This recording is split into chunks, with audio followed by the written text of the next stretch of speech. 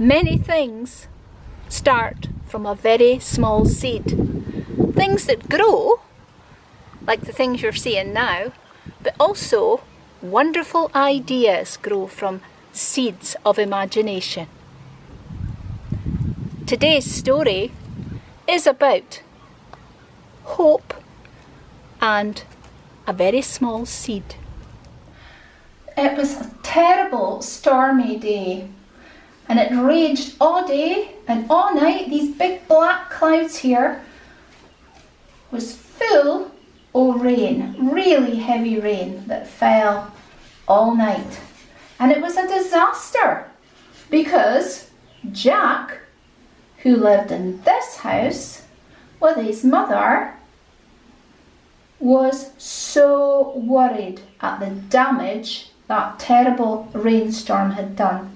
Some months earlier, he had planted some seeds in this field for corn to grow, but the heavy rain destroyed the crop. It's all lying flat on the ground and it's absolutely useless. Poor Jack didn't know what to do. You can see by his face he's really worried, because the money they would have got from that crop would have kept them for the rest of the year. Jack and his mother went back home to their house and they sat and thought about what they could do. That night, Jack lay in bed, couldn't sleep, and he thought the only thing he could do is to leave home and try and make his fortune elsewhere. So next morning, the sun came up and Jack said goodbye to his mum and started his journey. I'm just going to paint them into the picture there. So he had no idea what was ahead of him. He had a small bag with him that his mum had given him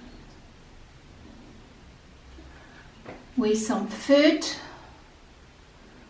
There's a small bag.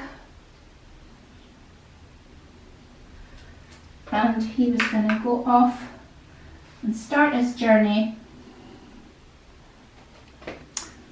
to see what he could do. Now, the only thing he had with him, apart from that bag, was one ear of corn he'd taken from the cornfield. Just one ear of corn. That's all Jack had in the whole world. But he thought to himself, I can do this. I'm going to go out into the world. I'm going to find some work and I'm going to make life better for my mum and myself. Let me just paint in his shoes. Pretty much the same colour as the road, isn't it? So can you see the road he travelled? He came from his house and he's going up here. He's going along. Yeah. So he walked all day past some trees and the sun shone on him. He was quite happy. But as the day started to cool down and get darker, he came on a house. A little house in the middle of nowhere in the glen. And he was tired and he was hungry. So he thought, perhaps if I knock at the door, we'll give this house a nice red roof. There we go. If I knock at the door and ask nicely, maybe they'll let me come in and give me something nice to eat. So Jack knocked at the door. Nobody came. So he knocked again, and a wee wifey looked out the window. And then eventually a man came to the door. And the man said, "Hello, what can I do for you?" And Jack said, "Well, my name's Jack and I am travelling into the world to make my fortune. but I've been walking all day and I'm really tired and I'm a bit hungry. I just wondered if you would be good enough to give me something to eat and maybe a place to sleep for the night. And the man looked at Jack and could see he was tired. He said, well, yeah, I'm sure we can help. But just then, the wife came up behind the man and said, you're no coming into my house. Oh dear, said Jack. But the man said, it's okay. You can sleep in the byre. So Jack said, okay, that's fine for me, I don't mind, and we'll bring you out some porridge. And so it was. Jack slept in the byre and he had a bed of straw that night and a bowl of porridge. He was absolutely fine. But before he went to sleep, he went to the door of the house and he had his seed in his hand. And the man of the house came to the door and Jack said, this seed is all I have in the whole world. It's very precious to me. Could you look after it for me tonight? And I'll get it in the morning when I leave. And the man said, that's all you have in the world? Yes, it is, said Jack. Okay, he said, I will look after it tonight and yes, you will get it in the morning. So the morning came. Jack got up and he was ready to leave. Almost forgot. Oh, my seed. So he went to the door and he asked, could I have my seed, please? Well, the man went into the house to get the seed. But what happened was there were some hens pecking around the door. And as the man handed the seed to Jack, did a hen not go and nobble it up? Oh dear! So the hen was really enjoying that seed, but Jack was distraught. He said, oh no, your hen has eaten my seed. Oh dear, said the man, I'm very sorry.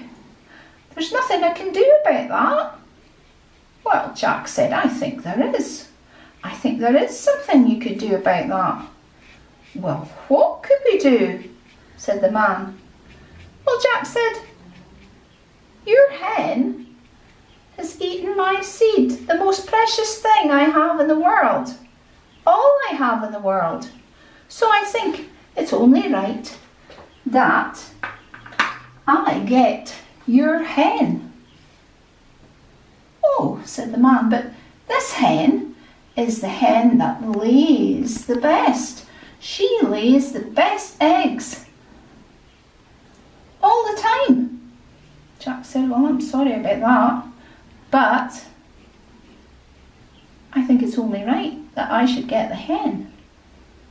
So the man scratched his head and he agreed. He said, well, yes, I am sorry. I think you're right. I think we do need to give you the hen. And so Jack got the hen and started on his journey again. And I'm just going to paint Jack in. And although he was quite annoyed, sad even, to lose his seed, he had gained a hen, and a good laying hen at that, which is great. So he took to the road again. Just going to try and paint this as quick as I can. He took to the road again on his journey to make his fortune. I'll just do his trousers. Here we go. Now, although I'm painting Jack red and green, if you wanted to paint this story, you could choose any colour you like, because we've all got our favourite colours, don't we? So it won't matter. If you wanted to paint the story, you could paint it whatever colours you like to choose. I have to say my favourite colour is purple. Yeah, but I can't paint everything purple. So there he is with his nice green trousers. And I'll just do his hair, which is a kind of browny orange colour. There it is. So I wonder what will happen to Jack next in the story. Can you guess? Because he's still walking, but now he's got a hen to look after. I'm just going to paint his boots.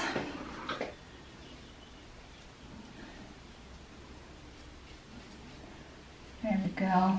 Now he's all ready to go on his journey.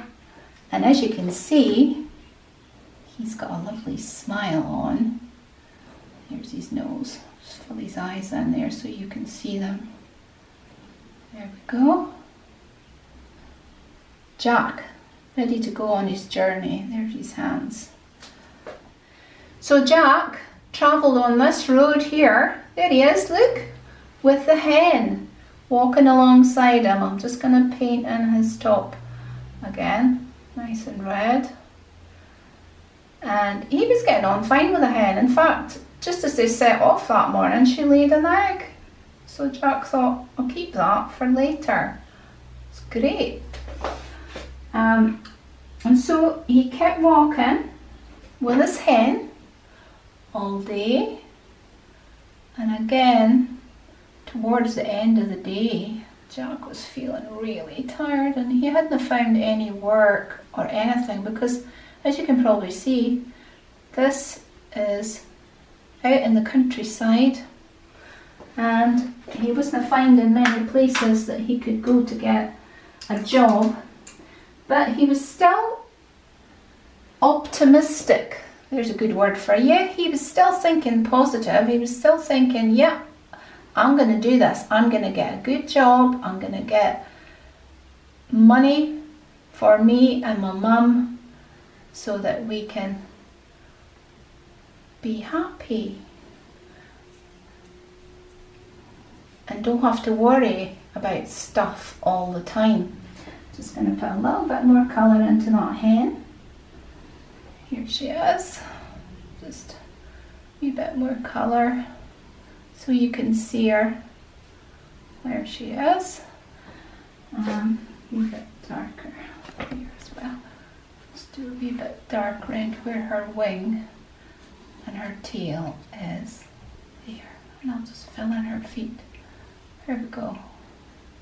So they walked on this road long way until Jack saw another house. So this house was a much bigger house than the other house he had stayed in the night before. And of course, a much bigger house than the house he lived in with his mum. I'm just going to fill in the roof with this blue colour. There we go. So Jack went to the house and he knocked on the door, and it was a while before anybody came. Just paint the door in as well. So he knocked again, and eventually a lady came to the door and she said, "Oh, hello." And he said, "Hello, my name is Jack, and I'm going out into the world to find my fortune. But I've been walking all day and I'm very tired, and I wondered if you would be able to help me, give me somewhere to sleep, and perhaps if you had any spare food, you could give me something to eat." "Well, said the woman. She wasn't very sure. And she said, I'll ask my husband. So, let's put the chimney in there. She went off, and then she came back to the door with her husband. And her husband said, where is it you want to go? He said, I'm not sure, but I'm trying to make my fortune. I've been walking all day and I'm tired. Is that your hen? Said the man. Yes, it is. It's the only thing I have in the world. Oh. Well, the man looked at his wife and he said, I'm sure we can help this young man. We have a spare room. It's very small. It's usually the maid's room, but she's gone home. Oh, said Jack, that would be lovely. So Jack was led to the maid's room. It was a tiny little room with a tiny little bed, and it was quite a lumpy bed, but Jack didn't mind because he'd slept on a hay or a straw bed the night before. And he was brought some supper. He gave the lady of the house the one egg that his hen had laid, and she made him supper with the egg. Jack was very happy. He laid down that night to sleep. But before he did, he thought, oh, what about the hen? So he went to the lady and he said to the lady, would you look after my hen for me? You see, she's all I've got in the world. Oh, yes, I'll put her with the other hens. And you can get her in the morning. She'll be quite safe. In the morning, when Jack got up, he was offered some porridge for breakfast. Thank you so much, said Jack. And now I'll need to be going on my way. So he came out the door and then he remembered, oh, my hen. And he said to the lady, could you get my hen? Oh yes, she said, I'm just going to let the cow out, but I'll let the hens out too. And off she went. Well, because she was trying to do two things at once, she got a bit muddled, and instead of keeping a hold of the cow ran off, and the hens came out. And oh no, it was a terrible thing that happened. The cow trampled the hen. The poor wee hen got trampled by the cow, and Jack was distraught. He said, oh no, my hen, she was all I had in the world. And the woman said, I am so sorry, I can't think what happened there. Jack said, well, you weren't paying attention. You let the cow out and she trampled my hen. What am I going to do now? Said Jack. Well, the lady said, I don't know, I could give you one of my hens. It wouldn't be the same, said Jack. And then Jack thought, well, actually, he said, it was your cow that trampled my hen, so I think I should get your cow. Oh no, we can't let you have the cow. She's the best milking cow we've ever had. Well, I'm sorry, but I think it's only fair. And then the man of the house came and he entered the conversation and he said, well, I think the boy is right and we can get another cow. Not like that one, said the lady. Well, I think we need to give Jack the cow. I think it's only fair. And so they did. They gave Jack the cow. And Jack started his journey again, not with a hen, not with a grain of corn, but with a cow this time. And Jinx, I don't know if you've ever tried making a journey with a cow.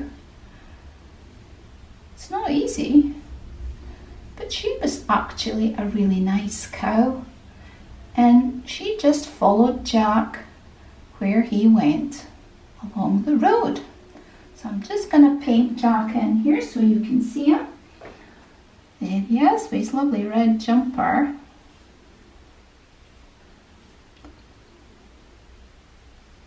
There we go. Now, I'm going to paint his trousers. And then he'll be ready to make the next stage of his journey. Where do you think he might go next? Have you any idea? Because he started with basically nothing, didn't he? And then he got to sleep in a barn on a straw bed. And then he got to sleep in a bigger house in a proper bedroom, albeit the bed was lumpy. But he got nice food and he got a good sleep, so he'd be able to make quite a good distance today, I think, on his journey. Right, we'll just do a wee bit of this hair. Just want to make sure you can see him in the picture, because if it's just an outline, it's tricky, isn't it, to see them? Okay, now we're going to fill in his face, and you can see he's got a big smile on. He's doing well, starting off with nothing, well, just a grain of corn, and then ending up with a coo. That's no bad, isn't it? Right, there he is. So Jack left that house and he went on his road again, on his journey. And here he is. I'm going to paint him in so you can see him. Here he is, the hills behind him. Okay, his red jumper. There it is. I'll just put his trousers in so you can see them. And his coo was really good because he decided that morning on his walk to maybe stop for a wee while, and you get milk from a coo, don't you? So Jack managed to get a drink of milk, which helped him on his journey, and the coo behaved really well for him. So he walked on, but again he was starting to get a bit tired. And he thought, well, I wonder where I'm going to end up tonight. Jinx, this is taking forever and I still haven't found any work. But that's alright, because he wasn't getting sad about it. He was still believing that very soon things would change for him and the coo, and they would find somewhere that he could get work and he could make some money and help his poor old mum, who was back on her own in the croft. There's the coo. There she is. Just put eyes in. Okay. So they walked this road. They passed some trees, more hills, and then Jack couldn't believe his eyes. Oh my goodness! Ahead of him was a castle. He was sure to get some work there. Well, you'd think so, wouldn't you? So him and the coo walked towards the castle. They went to the portcullis. That's this funny gate at the start of the front of the castle. I'm going to just give it an outline so you can see it. Portcullis, it's like a big scary gate that they bring down when they don't want visitors. Yeah. So the portcullis was closed.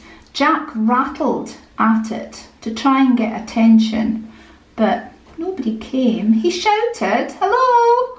Anybody in the castle? Hello? Anybody there?" But nobody came. Oh dear, he thought, wonder where everybody is. So he walked round the back of the castle.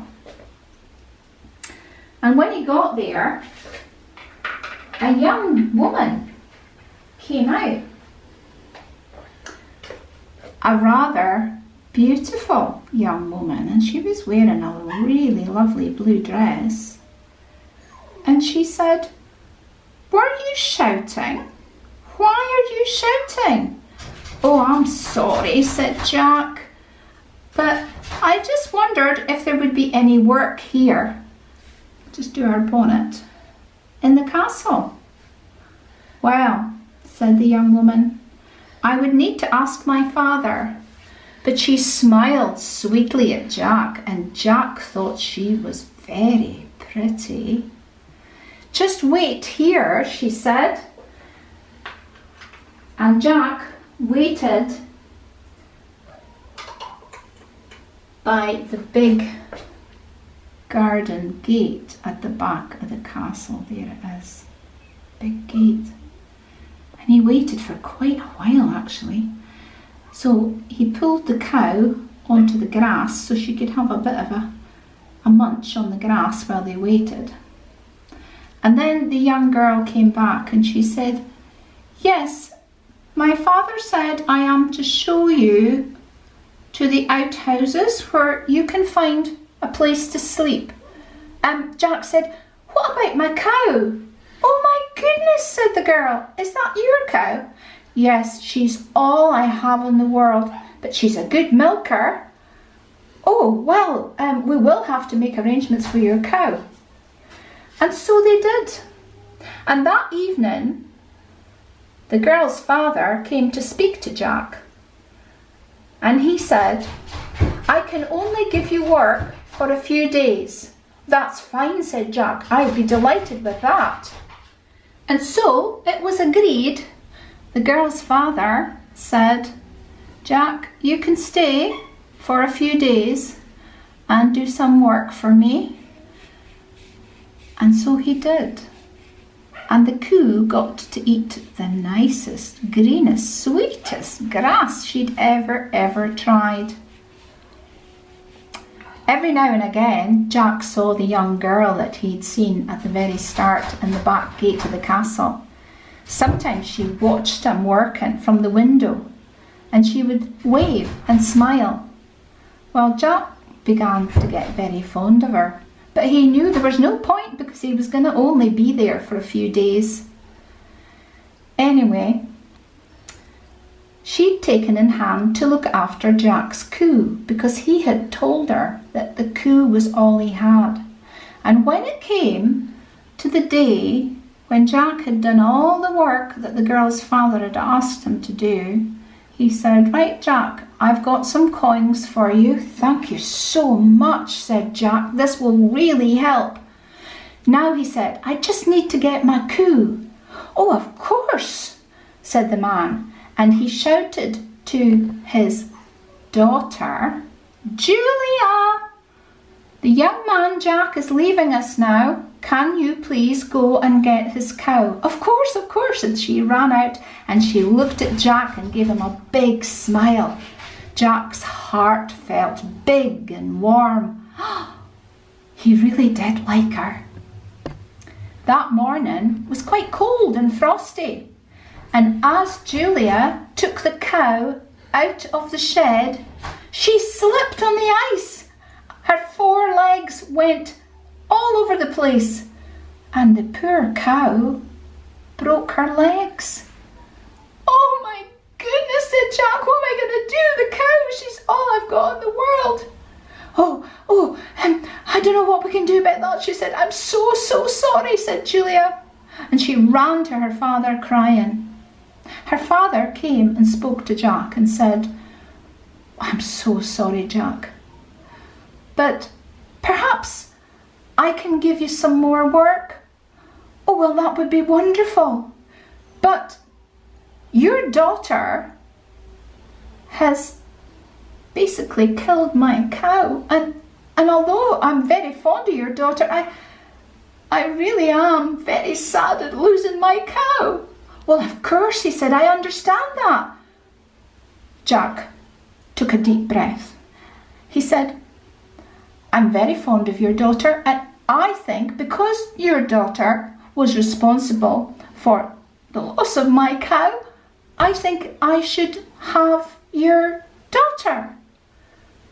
Well, I don't think we can do that, said the father. Can we do that? I'll have to think about it, Jack. Well, how long do you need to think about it, said Jack.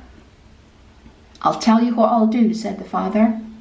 You work for me for a year and a day, and then if I'm happy with the person you turn out to be, Jack, and my daughter is also happy with the person you turn out to be after a year and a day, you shall have my daughter and you shall be married.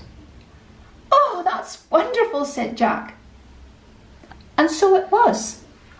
A year and a day later, Jack and Julia, well, can you guess?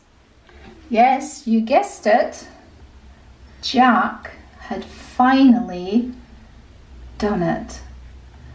He worked so hard for a year and a day, and now he got himself a beautiful young lady for his wife, and not only that, but she came with something called a dowry. Now, a dowry is money and land and a house, and Jack got all of that. But he didn't forget about where he'd come from, and he didn't forget his mum, because Jack sent for his mum, invited her to the wedding, of course. But not only that, because of the land and the house that Jack was given, along with his beautiful new wife, he took his mum to live with him. So she would never ever have to worry again about money or where food was coming from. None of those things. And you know, the three of them lived together for a very long time, and his mum brought the most beautiful bouquet of blue flowers for Jack's bride to have on her wedding day. There they are. I'm just going to paint in Jack's hair. There it is. And as you can see, they've both got lovely smiles. They're very, very happy.